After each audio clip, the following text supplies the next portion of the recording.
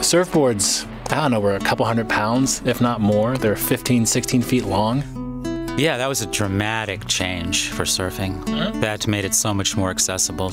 So here you have Tom Blake, who has this amazing innovation of saying, let's hollow this board out, boring out hundreds of holes, and then he actually designs the hollow surfboard.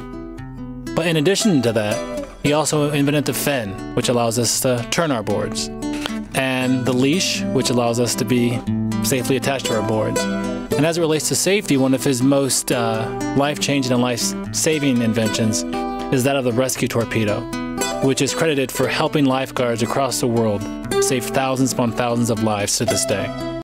Another thing that he's known for that we didn't talk about was that he was a really good photographer. And he also created a housing for a camera that you can shoot in the water or even underwater. Hello, my name is Ken Cole, psychologist, writer, and surfer. And my name is John Rubarch, professional photographer, documentary film producer, and surfer. And we're here to talk about our project called Surfing with Tom, a film about Thomas Edward Blake. I grew up in California. I grew up surfing. Surfing's in my blood. He was like the prototype for surfers 40 years later, 50 years later, right? He lived to surf. Yep. He lived on the beach. And this is like in the 1920s. Yeah.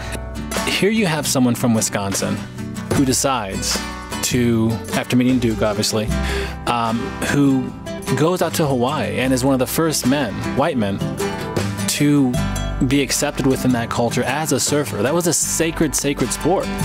And he found a way through his personality, through his honesty, I think, and through his respect of the Hawaiian people to not so much, I wouldn't say fit in, but at least be welcomed into that culture. And I think that's the very thing that compelled him maybe to leave. Out of all the things he's done, he's seen the world, he's met celebrities, Amelia Earhart, all this stuff going on. And then, like you just said, he comes back to Washburn.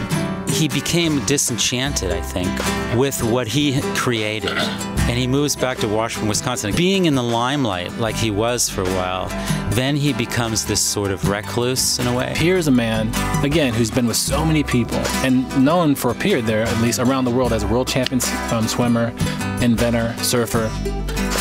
And then one thing that's consistent throughout his life is this sense of wanting maybe to be alone at least. There's something beautiful about that. The flip side is, what's it mean for someone to have done so much, but then at the age of 60 or 70, sleep in a station wagon at the end of a road? And surfing at the age of, I picked it up at the age of 30. Everything shifted for me. And I would not have discovered surfing. One, if I had lived in Hawaii, but also two, if someone had made it accessible for me.